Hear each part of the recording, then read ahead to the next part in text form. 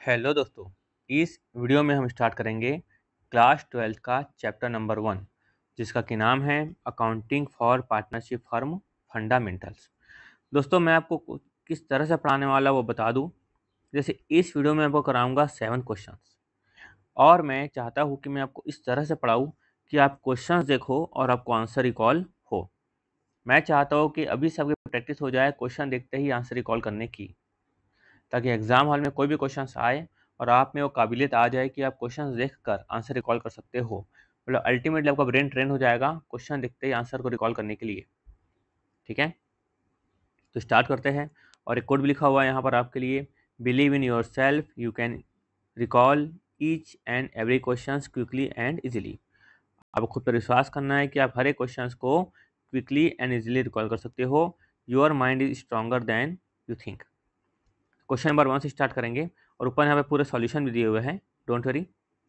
ठीक है, तो फिलहाल अपन स्टार्ट करते हैं क्वेश्चन नंबर 1 से। मैं आपको बताते चलूँगा क्या याद करना है, क्या याद नहीं करना है, क्या समझना है। तो जो सेपरेट लीगल एंटिटी दिया हुआ है इसको खाली आपको क्या करना है, समझना है। ठीक है, याद नहीं करना है।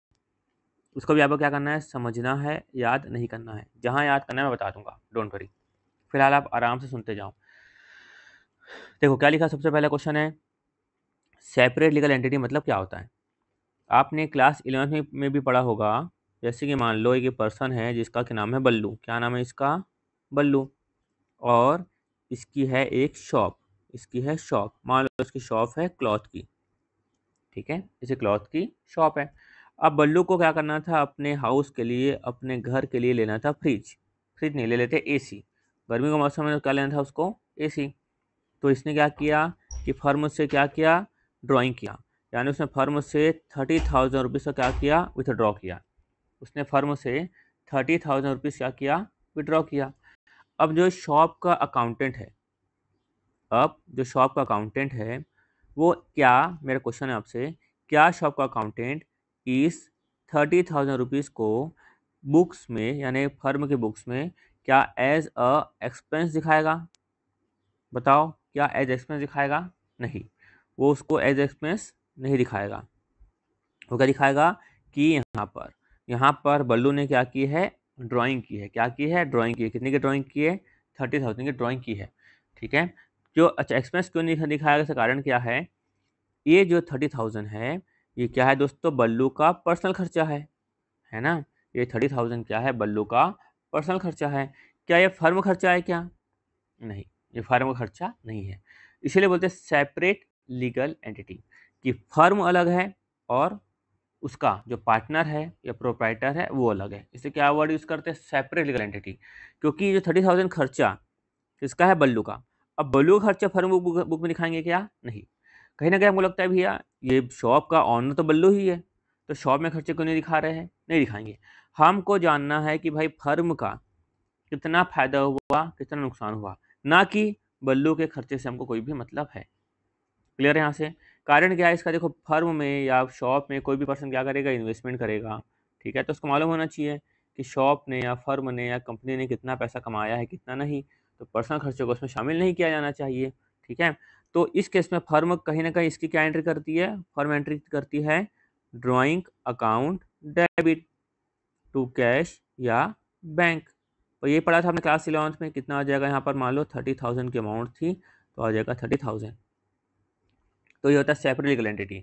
कि अकाउंटिंग पॉइंट ऑफ व्यू से बात करेंगे हम लोग, अकाउंटिंग पॉइंट ऑफ व्यू से क्या बोलेंगे हम लोग, कि फर्म का प्रोप्राइटर या पार्टनर अलग है और फर्म अलग है। क्लियर है, अकाउंटिंग पॉइंट ऑफ व्यू से तो ये होती है सेपरेट लीगल एंटिटी। क्लियर है। उसके बाद क्लास 11th का trading and profit loss account को हम लोग समझेंगे बेसिक शॉर्ट में। आपको कोई भी टाइम वेस्ट नहीं करेंगे। यहाँ पर अपन ऊपर आते हैं और यहाँ पर आपको दिखेगा क्लास 11th का trading and profit and loss account. उससे पहले यहाँ पर मैंने आपको बताया है, जस्ट पहले उसको क्वेश्चन नंबर 2 जब आएगा तब समझेंगे। ठीक है, देखो क्या लिखा है यहाँ पर, ट्रेडिंग अकाउंट। मान लेते फॉर द ईयर एंडेड 31 मार्च, आप लोगों को लिखना है 31 मार्च 2025। तो आपको दिख रहा होगा दोस्तों यहाँ पर हम लोग कैसे कैसे पढ़ते थे। ये है डेबिट, ये है क्रेडिट। ठीक है, ये बीच में लिखी थे लाइन। ठीक है, तो यहाँ पर डेबिट में क्या आएगा, to opening stock. To purchase, purchase में माइनस करेंगे क्या, परचेस रिटर्न, और आउटर कॉलम में आ जाएगा नेट परचेस, ये सीखा था हमने। उसके बाद ये पूरे खर्चे कौन से खर्चे दोस्तों, डायरेक्ट एक्सपेंस, कौन से डायरेक्ट एक्सपेंस, यानी कि हम अगर परचेस कर रहे हैं गुड्स को या गुड्स को मैन्युफैक्चर कर रहे हैं तो उससे रिलेटेड जो खर्चे होंगे उसको बोलते हैं डायरेक्ट एक्सपेंस। जैसे आप गुड्स को परचेस करोगे तो आपको लगा होगा वेजेस का खर्चा, है ना, सामान लोडिंग अनलोडिंग करने के लिए, या कैरी इनवर्स का खर्चा, फ्रेट इनवर्स का खर्चा, लाइक ट्रांसपोर्टेशन वगैरह खर्चा आपको लगा होगा। डायरेक्ट एक्सपेंस अगर क्वेश्चन में दिया हो लाइक फ्यूल एक्सेट्रा तो भी यहीं पर आ जाएगा। क्लियर है। तो अपन पढ़े थे अपन क्लास 11 के ट्रेडिंग अकाउंट में, और क्रेडिट में क्या लिखते हैं, बाय सेल्स, और इनर कॉलम जैसे लिखे by sales, inner column minus करेंगे सेल्स रिटर्न, माइनस करने के बाद आउटर कॉलम दिखाते थे हम लोग नेट सेल्स, याद होगा आपको। बाय क्लोजिंग स्टॉक, ये आगे क्लोजिंग स्टॉक, ठीक है। फिर क्या किया अपन, इसका किए टोटल, ये टोटल, टोटल में से डेबिट के पूरे खर्चों को क्या किया हमने, माइनस, इसको माइनस किया तो क्या आया हमारा ग्रॉस प्रॉफिट। हमने भी सीखा था, अगर देखो ग्रॉस प्रॉफिट कब आता है दोस्तों, जब क्या हो, क्रेडिट बैलेंस, क्या हो, क्रेडिट बैलेंस। और क्रेडिट बैलेंस का मतलब क्या होता है, मतलब क्रेडिट से अगर टोटल क्या आ रहा है, ज़्यादा आ रहा है। सपोज मान लो दोस्तों डेबिट साइड का टोटल ज़्यादा आता है, तो अगर डेबिट साइड का टोटल ज़्यादा आता है तो उसको हम लोग क्या बोलते हैं, डेबिट बैलेंस। तो इस केस में अगर डेबिट साइड का टोटल ज़्यादा आता है तो हमको क्या आता था दोस्तों, बाय ग्रॉस लॉस, या बैलेंस कैरी डाउन, ये भी हमने सीखा था, ठीक है। तो अल्टीमेटली अगर क्रेडिट साइड का टोटल ज़्यादा आता है डेबिट साइड के मुकाबले तो हमको होता है ग्रॉस प्रॉफिट, और अगर डेबिट साइड का टोटल ज़्यादा आता है तो इसको हमको क्या होता है, ग्रॉस लॉस, ये पढ़ा था हमने। अब जो ग्रॉस प्रॉफिट है यहाँ पर हम लोग लेकर आएंगे, ये लेकर आ गए, ठीक है। तो हम लोग बनाएंगे अब profit and loss account, profit and loss account, इसमें सभी तरह के खर्चे हम लोग यहाँ पर लिख देते हैं, ठीक है। इसमें भी लिखा रहेगा क्वेश्चन में 31 मार्च 2025, यहाँ पर आया बाय ग्रॉस प्रॉफिट। उसके बाद दोस्तों मान लो कि कमीशन मिलता है तो फर्म की इनकम है, डिस्काउंट मिलता है फर्म की या पार्टनरशिप फर्म उसकी इनकम है, डिस्काउंट मिलता है, इंटरेस्ट मिलता है, मिसलेनियस इनकम मिलती है, ठीक है, ये सब क्या है, इनकम है। उसके बाद ये डेबिट में क्या आएंगे, पूरे के पूरे खर्चे, to salary, to rent, to postage stationery, to telephone, to depreciation, to bad debt, to office और या फिर एडमिन एक्सपेंस, और to net profit transfer to partners capital account. Clear है, हमने पढ़ा था। तो वापस अगर मान लो कि लॉस होता तो यहाँ पे आता लॉस, इस लॉस को हम लोग यहाँ पे लिखते हैं, क्या लिखते हैं हम लोग, to gross profit brought down, ऐसा। क्लियर हुआ।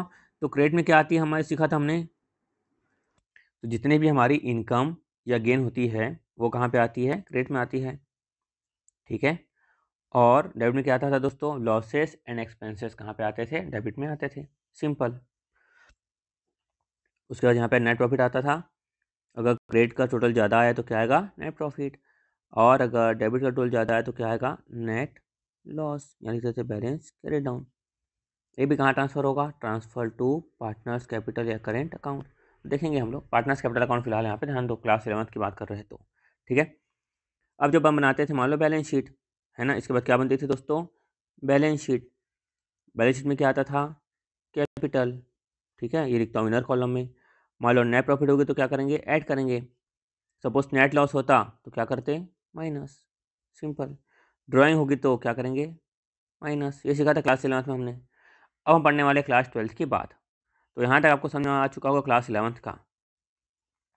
तो हमने जब क्वेश्चन नंबर 1 किया था तो क्वेश्चन नंबर 1 में हमने क्या सीखा था, यहाँ पर कि सेपरेट लीगल एंटिटी क्या होती है, हम सीख चुके हैं कि अगर अकाउंटिंग पॉइंट ऑफ व्यू से अपन बात करें सेपरेट लीगल एंटिटी की, तो शॉपकीपर या पार्टनर अलग होता है और फर्म अलग होती है, ठीक है। जैसे बल्लू अलग है और उसकी शॉप अलग है अकाउंटिंग पॉइंट ऑफ व्यू से। और क्लास 11 का trading and penal account in short में आपको रिकॉर्ड कर लेना तुरंत कि ट्रेडिंग में क्या आता है, हाँ याद है, पिनल में क्या होता है याद आ। आगे बढ़ो, दूसरा आते हैं अपन।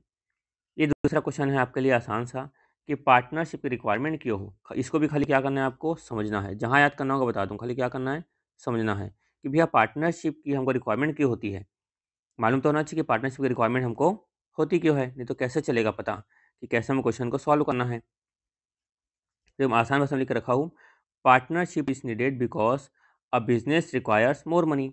अगर बिजनेस को ज़्यादा पैसों की आवश्यकता है, डिफरेंट स्किल्स की आवश्यकता है ना, people working together, it makes work easier and profit और losses in shared among all partners.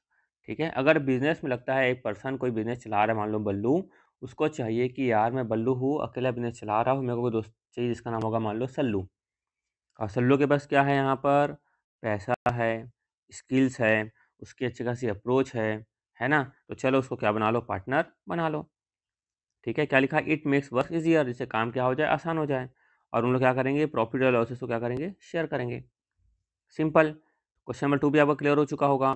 क्या क्वेश्चन नंबर 2 था कि हमको पार्टनरशिप की रिक्वायरमेंट क्यों होती है, क्यों होती है रिक्वायरमेंट पार्टनरशिप की, क्योंकि मान लो बल्लू अकेला बिजनेस कर रहा है, वो चाहता है कि मैं अकेला बिजनेस कितना करूँ, मेरे को पैसे की आवश्यकता है, मेरे को डिफरेंट स्किल्स की आवश्यकता है, नॉलेज की आवश्यकता है, मेरे को किसी पर्सन की चाहिए, कोई पर्सन चाहिए जिसके पास सबसे अच्छी अप्रोच हो, इसलिए मैं उसे पार्टनर को क्या करूँ, रखो साथ में।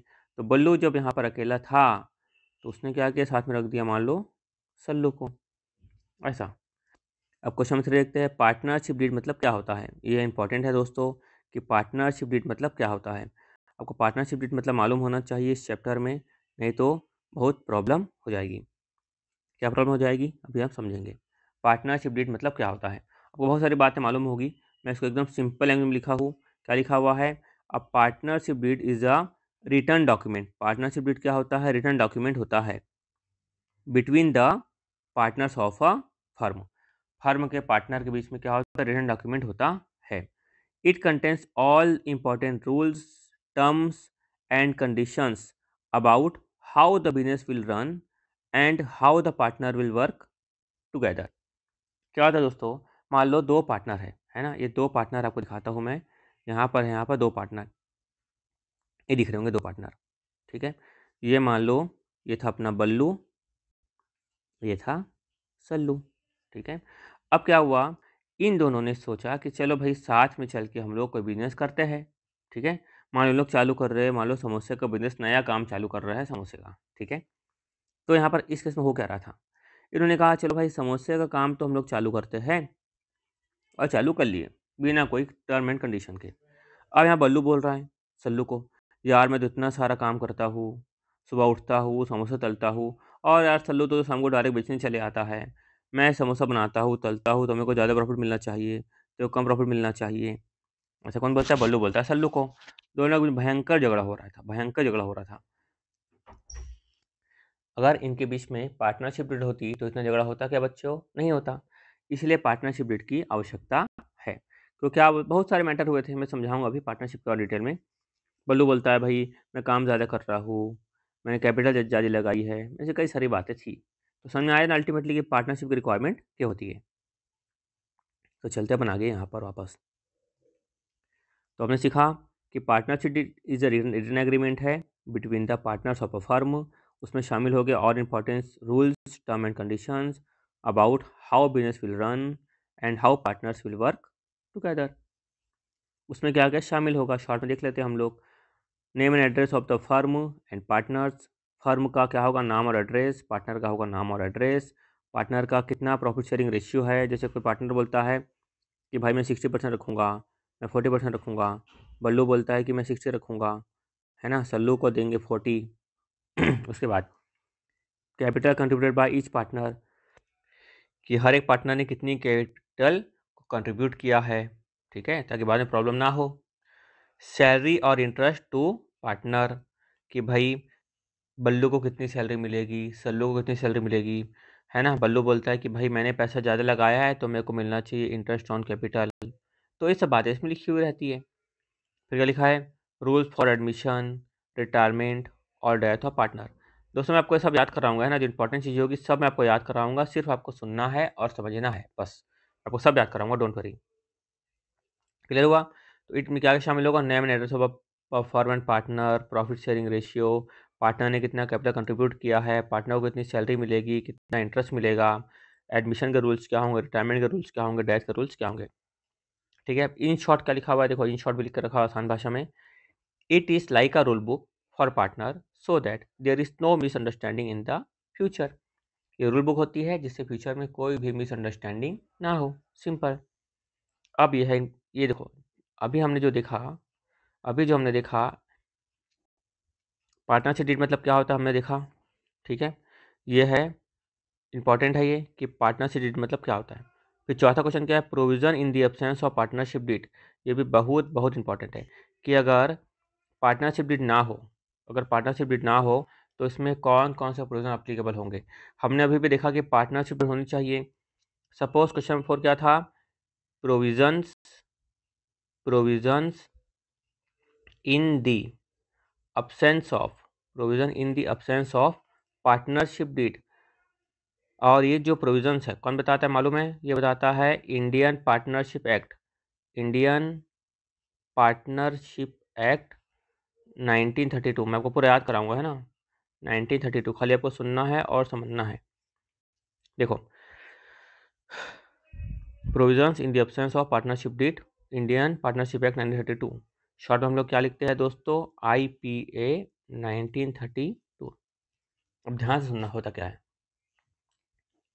पहली बात, अगर पार्टनरशिप डीड में रेमुनेशन के बारे में कुछ नहीं लिखा हुआ है, अब्सेंस है अबाउट रेमुनरेशन। रेमुनरेशन मतलब क्या होता है दोस्तों, रेमुनरेशन मतलब होता है सैलरी, बोनस और कमीशन। अगर पार्टनरशिप डीड में रेमुनेशन के बारे में कुछ नहीं लिखा हुआ है, अगर पार्टनरशिप डीड में रेमुनेशन के बारे में कुछ नहीं लिखा हुआ है, तो इस केस में पार्टनर जितना भी काम करे, जितना मेहनत करे, उसको रेमुनेशन नहीं मिलेगा। क्लियर है। तो पहला क्या हो गया कि अगर provisions in the absence of partnership deed, partnership deed में अगर प्रोविजन के बारे में कुछ नहीं लिखा हुआ है तो पार्टनर को किसी प्रकार का सैलरी, बोनस या कमीशन नहीं मिलेगा। Point number 2, interest on capital. Partner ने मान लो ए ने लगाया है 10 लाख, बी ने लगाया है मान लो 20 लाख, ठीक है, और पार्टनर बोलते हैं हमने इतना इतना पैसा लगाया है, हमको इंटरेस्ट ऑन कैपिटल चाहिए। क्या उनको इंटरेस्ट ऑन कैपिटल मिलेगा? नहीं। अगर पार्टनरशिप डीड में इंटरेस्ट ऑन कैपिटल के बारे में कुछ नहीं लिखा हुआ है तो पार्टनर को इंटरेस्ट ऑन कैपिटल नहीं मिलेगा। Next point, interest on drawing. Interest on drawing, हमने देखा दो पार्टनर थे, एक था बल्लू, एक था सल्लू। अब क्या हुआ, साल भर में बल्लू ने मान लो 5 लाख की ड्राइंग की। कितनी की ड्राइंग की? 5 लाख की ड्राइंग की। अब सल्लू बोलता है यार मैंने तो कोई ड्राइंग ही नहीं की। अब सल्लू बोलता है बल्लू को, सुन तूने इतना ड्राइंग की है, इतना फर्म का पैसा यूज़ किया है, चल फर्म को इंटरेस्ट ऑन ड्राइंग पे कर। चल, क्या बल्लू को, फर्म को इंटरेस्ट ऑन ड्राइंग देने की आवश्यकता है? बताओ। नहीं, बिल्कुल भी नहीं।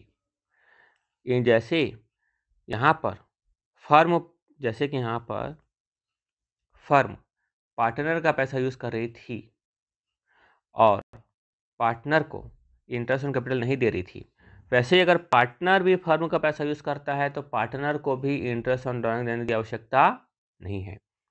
तो 3 पॉइंट याद कराता हूँ शॉर्ट में। RCD, आर फॉर रेमुनेशन, क्या किसी पार्टनर को रेमुनेशन मिलेगा? नहीं। C फॉर कैपिटल, मतलब इंटरेस्ट ऑन कैपिटल, क्या किसी पार्टनर को इंटरेस्ट ऑन कैपिटल मिलेगा? नहीं। D फॉर ड्राइंग, मतलब इंटरेस्ट ऑन ड्राइंग, तो क्या किसी पार्टनर को फर्म को इंटरेस्ट ऑन ड्राइंग देने की आवश्यकता है? नहीं। तो एग्जाम में क्वेश्चन लिखते साथ आना चाहिए RCD नहीं मिलेगा। क्लियर है, याद हो गया? स्क्रीनशॉट लेना तो ले लो, मैं इसको नहीं मिटा के आगे समझाता हूँ। चलते आगे।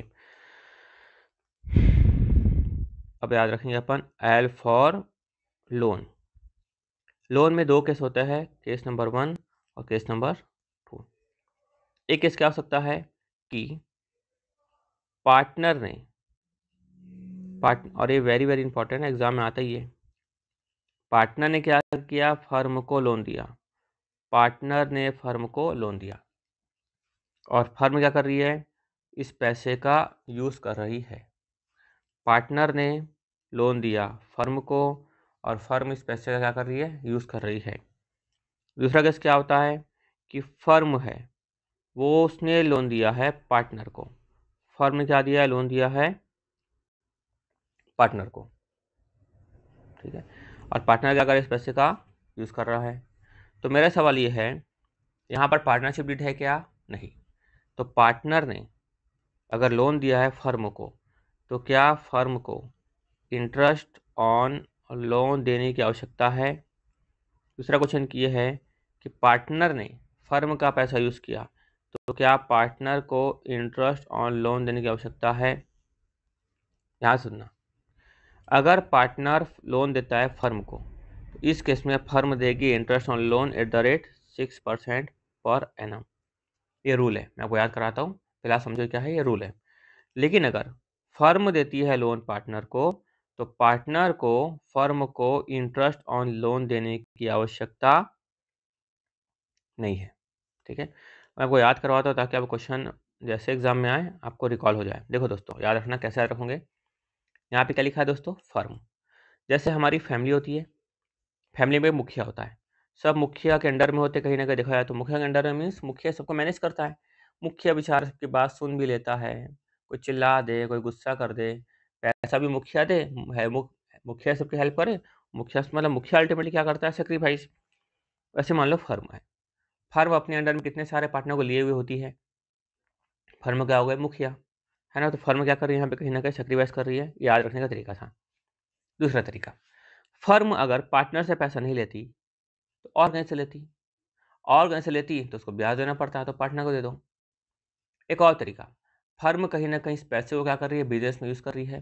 तो फर्म अगर इस पैसे को बिजनेस में यूज़ कर रही है, तो फर्म क्या कमा रही है? इसके ऊपर क्या कमा रही है? प्रॉफिट कमा रही होगी। तो भी हम लोग क्या देना चाहिए? इंटरेस्ट तो देना चाहिए। अब बोलोगे सर फर्म को लॉस हो गया, तो लॉस हो या कुछ भी हो, लॉस हो या कुछ भी हो, फर्म को अल्टीमेटली बिजनेस मतलब क्या होता है? रिस्क। बिजनेस मतलब क्या होता है? रिस्क। तो रिस्क तो लेना ही, उठाना ही पड़ेगा, है ना। क्लियर है अच्छे से। अब ऐसे भी फर्म लोन ली है तो कुछ सोच समझ कर ली होगी जिससे फर्म को क्या हो? प्रॉफिट हो। क्लियर है। और यहाँ पर पार्टनर है, एक याद रखना कि अगर फर्म लोन देती है पार्टनर को, तो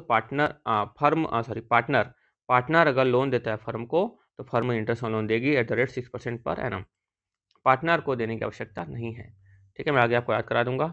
नेक्स्ट पॉइंट आता है हमारा एडमिशन। क्या पॉइंट आता है हमारा? एडमिशन। अगर मान लो दो पार्टनर थे, बल्लू और सल्लू, एक नया पार्टनर ऐड होना है कल्लू, है ना, और एग्रीमेंट में कुछ भी नहीं लिखा हुआ है, तो क्या कल्लू को एडमिट कर सकते हैं? क्या नहीं, कल्लू को एडमिट नहीं कर सकते। लेकिन अगर बल्लू और सल्लू दोनों एग्री होते हैं, ऑल पार्टनर क्या होते हैं? एग्री होते हैं सल्लू को एडमिट करने के लिए, कल्लू को एडमिट करने के लिए, तो कल्लू को एडमिट किया जा सकता है। यानी बल्लू और सल्लू दोनों एग्री होते हैं कि भाई कल्लू को एडमिट कर लो, तो कल्लू को एडमिट कर सकते हैं, अदरवाइज नहीं कर सकते। जैसे मान लो बल्लू एग्री हो गया, बल्लू क्या हो गया? एग्री। सल्लू एग्री नहीं हुआ, तो क्या कल्लू एडमिट होगा? कल्लू एडमिट होगा? नहीं। दोनों पार्टनर एग्री होने चाहिए। लास्ट में आता है हमारा प्रॉफिट शेयरिंग रेशियो। क्या आता है? Profit sharing ratio. अगर पार्टनरशिप नहीं बनी है, तो प्रॉफिट शेयरिंग रेशियो क्या होगा? इक्वल। दोनों पार्टनर जो कमाएंगे दोनों आधा आधा बांट लेंगे। जैसे मान लो बल्लू है और सल्लू है, कितना कमाया? 100 रुपये कमाया, तो 50 रखेगा बल्लू, 50 रखेगा सल्लू। अगर अपन रेशियो में बात करें तो उनका रेशियो क्या होगा दोस्तों? 1:1। यानी कि 1:1 मतलब क्या होता है? 1 और 1 कितना होता है? 2। तो 1/2 और 1/2, यानी कि बल्लू को मिलेगा 100 रुपये का 1/2, सल्लू को मिलेगा 100 रुपये का 1/2। कितना हो गया? 50। कितना हो गया? 50। ऐसा सिंपल है रेशियो। अब मैं आपको याद कराता हूँ आगे। अगर पार्टनरशिप डीड ना हो तो हम कैसे याद रखेंगे? RCDLAP। आर फॉर रेमुनेशन नहीं मिलेगा, सी फॉर कैपिटल मतलब क्या सीखा थे हम लोग? इंटरेस्ट ऑन कैपिटल भी नहीं मिलेगा, डी फॉर ड्राइंग मतलब इंटरेस्ट ऑन ड्राइंग भी पार्टनर को देना नहीं पड़ेगा, एल फॉर लोन खाली फर्म देगी, यानी कि खाली फर्म देगी मतलब पार्टनर ने फर्म को लोन दिया तो खाली फर्म देगी, कितना? At the rate 6% per annum, लेकिन पार्टनर नहीं देगा। याद हो गया। तो लोन में याद रखना, खाली क्या रखोगे? फर्म देगी बस, लोन में फर्म देगी ब्याज, पार्टनर कुछ नहीं देगा। A for admission, all partner agree होंगे तो एडमिशन होगा। पी मतलब प्रॉफिट शेयरिंग रेशियो क्या होगा, इक्वल 1:1। तो याद रखोगे RCDLAP, RCDLAP। रेमोशन नहीं मिलेगा, इंटरेस्ट ऑन कैपिटल नहीं मिलेगा, इंटरेस्ट ऑन ड्राइंग नहीं मिलेगी, लोन देगा इसमें खाली फर्म देगी interest on loan. A for admission कब होगा, जब ऑल पार्टनर एग्री होंगे तो होगा एडमिशन। PSR क्या होगा, इक्वल। Very very simple. हो गया यहाँ तक याद आपको? कितना मेहनत से आपने समझा है, मैंने पूरी कोशिश की आपको समझाने की। तो आपको क्वेश्चन नंबर 4 भी याद हो गया होगा, provisions in the absence of partnership deed. तुरंत याद आना चाहिए RCDLAP। आप शुरू से आखिर तक पार्टनरशिप फर्म में जितना भी क्वेश्चन करोगे आपके दिमाग में ये होना ही चाहिए। उसके बाद क्या था क्वेश्चन हमारा, how to prepare profit and loss appropriation account, कि profit and loss appropriation account हमको कैसे बनाना है। तो हम सीखते हैं कि profit and loss appropriation account हमको कैसे बनाना है। ये भी एकदम आसान है। देखो पहली बात, जो profit and loss appropriation account होता है ये किसके बाद बनता है, पहले हम लोग बनाते हैं ट्रेडिंग अकाउंट, फिर बनाते हैं प्रॉफिट एंड लॉस अकाउंट। अगर आप क्लास 11th में हो, क्लास 12th में हो, कोई भी पार्टनरशिप फर्म हो, प्रोप्राइटरशिप फर्म हो, सबको trading account profit loss account बनाना पड़ेगा, तभी क्या निकलेगी, नेट प्रॉफिट निकलेगी। तो प्रॉफिट एंड लॉस अकाउंट बना के जैसे ही निकली नेट प्रॉफिट, तो यहाँ पर आ जाएगी by net profit brought down. Clear है यहाँ तक?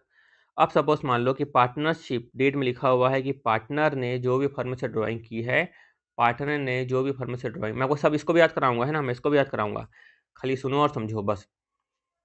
सो बस पार्टनरशिप डेट में लिखा हुआ है कि पार्टनर ने जो भी ड्राइंग की है तो वो फर्म को क्या प्रोवाइड करेगा, इंटरेस्ट ऑन ड्राइंग प्रोवाइड करेगा। लिखा हुआ है क्वेश्चन में। तो मान लो यहाँ पे जब बल्लू, यहाँ पे था सल्लू, उन लोग क्या दे रहे हैं, फर्म को इंटरेस्ट ऑन ड्राइंग दे रहे हैं। तो फर्म की प्रॉफिट पहले से थी, फर्म को और इंटरेस्ट ऑन ड्राइंग मिला तो फर्म की प्रॉफिट क्या हो गई, बढ़ गई। फिर पार्टनर ने क्या किया था, फर्म से ड्राइंग किया, फर्म का पैसा यूज़ किया, फर्म का पैसा यूज़ किया तो फर्म को क्या दिया, इंटरेस्ट दिया, फर्म को इंटरेस्ट दिया तो फर्म के लिए क्या हुआ, फायदा। ऐसा। और डेबिट में क्या आएगा दोस्तों, याद रखना, सबसे पहले फर्म क्या करेगी, जो प्रॉफिट आएगी उसका कुछ हिस्सा ट्रांसफर करेगी कहाँ पर, रिजर्व में। कहाँ ट्रांसफर करेगी, रिजर्व में। क्वेश्चन में दिया रहेगा इतना इतना हिस्सा रिजर्व में ट्रांसफर करना है। उसके बाद क्वेश्चन में दिया रहेगा कि पार्टनर को कितना कितना रेम्युनरेशन दिया जाना चाहिए। रेम्युनरेशन मतलब सैलरी, बोनस और कमीशन, कि बल्लू को कितना देना है और सल्लू को कितना देना है। लिखा लिखा हुआ है कि इनको देना है 1000 पर मंथ, तो किया 12, कितना आया 12,000। इसको लिखा मैंने 2000 पर मंथ, कितना आया 24,000, कितना आया 36,000। ऐसा क्वेश्चन में दिया रहेगा। तो याद रखना है अपन को, by interest on capital, interest on drawing, डेट में आएगा 2 रिजर्व, 2 रेमुनेशन, फिर आएगा 2 यहाँ पर 2 इंटरेस्ट ऑन कैपिटल, कि बल्लू और सल्लू, कि बल्लू कितना इंटरेस्ट ऑन कैपिटल निकल, मतलब क्वेश्चन लिखा रहेगा आपको, है ना, या सॉल्व करने के लिए दिया रहेगा। हम समझेंगे ऐसे बहुत सारे क्वेश्चंस। तो लिखा ले इंटरेस्ट ऑन कैपिटल और यहाँ पे आ जाएगा आउटर कॉलम में। क्लियर है? फिर उसके बाद क्या करेंगे हम लोग लास्ट में, हम लोग क्या करेंगे लास्ट में, हम लोग करेंगे इसका टोटल। हमने किया क्रेडिट साइड का टोटल। देखो दोस्तों, ये जो लिखा ना profit and loss appropriation account, appropriation मतलब क्या होता है, डिस्ट्रीब्यूशन। क्या होता है, डिस्ट्रीब्यूशन। किसका, प्रॉफिट का। अच्छा, प्रॉफिट का जो डिस्ट्रीब्यूट कर रहे हैं, ये पैसा हम लोग रख रहे हैं कहाँ पर, रिजर्व में। कहाँ रख रहे हैं, रिजर्व में। रिजर्व भी अल्टीमेटली किसका ही है, पार्टनर का ही है। हम लोग पार्टनर को क्या दे रहे हैं, रेमुनेशन देकर क्या कर रहे हैं, डिस्ट्रीब्यूट कर रहे हैं। हम लोग पार्टनर को क्या दे रहे हैं, इंटरेस्ट ऑन कैपिटल दे रहे हैं। मतलब फर्म जो है रिजर्व में पैसे जमा कर रही है, फर्म जो है पार्टनर को रेमुनरेशन दे रही है, फर्म जो है पार्टनर को इंटरेस्ट ऑन कैपिटल दे रही है। उसके बाद जो प्रॉफिट बच गया, उसके बाद जो प्रॉफिट बच गया उसको बोलते हैं हम लोग टू, उसको बोलते हैं वर्ड, उसके लिए मेनली यूज़ करते हैं डिविजिबल प्रॉफिट। क्या यूज़ करते हैं, डिविजिबल प्रॉफिट। इन सब को देने के बाद, यानी कि फर्म को जो प्रॉफिट आई थी, फर्म ने क्या किया, कुछ हिस्सा ट्रांसफ़र किया रिजर्व में, कुछ हिस्सा डाला रेमुनेशन में, कुछ हिस्सा दिया फर्म ने किसको, इंटरेस्ट ऑन कैपिटल को। जो बैलेंस बच गया, जो बैलेंस बच गया उसको क्या कहा जाता है दोस्तों, डिविजिबल प्रॉफिट। Divisible profit. ये जो डिविजिबल प्रॉफिट है, क्वेश्चन में जो रेशियो दिया रहेगा उस रेशियो के हिसाब से डिस्ट्रीब्यूट किया जाएगा। तो यूज़ क्या करेंगे हम लोग, to profit transfer to partners capital oblique current account. मैं क्वेश्चन बताऊंगा आपको कि कब कैपिटल वर्ड यूज़ करना है, कब करेंट वर्ड यूज़ करना है, ठीक है। और ए और बी, या फिर जो नाम था अपना बल्लू और सल्लू, बल्लू और सल्लू को कर देंगे ट्रांसफ़र। ये हो गया क्वेश्चन सॉल्व। क्लियर अच्छे से, एकदम आसान है कि नहीं। तो अपन अल्टीमेटली इसमें अकाउंट में वही करते हैं हम लोग, क्या करते हैं हम लोग, जैसे किए थे प्रॉफिट एंड लॉस अकाउंट में, और इसमें क्रेडिट का किए टोटल, ये पूरे खर्चों को क्या करेंगे हम लोग, खर्चों को या फिर एट्रीब्यूशन अप्रोप्रिएशन को माइनस, फिर जो प्रॉफिट बचा उसको क्या करेंगे हम लोग, ट्रांसफ़र। सिंपल है, एकदम सिंपल है। अब मैं आपको याद कराता हूँ कि इसको कैसे याद करना है। देखो दोस्तों, को याद रखना है आर स्क्वायर सी लाइन खींच देना डी। आपको मैं याद करना क्यों सिखा रहा हूँ, कई सारे बच्चे क्या करते हैं पता नहीं, प्रॉफिट एंड लॉस अकाउंट के आइटम को डाल देते हैं हड़बड़ी में, पैनिक होकर पता नहीं क्या करते हैं। यह आ जाएगा डेबिट, यहाँ आ जाएगा क्रेडिट।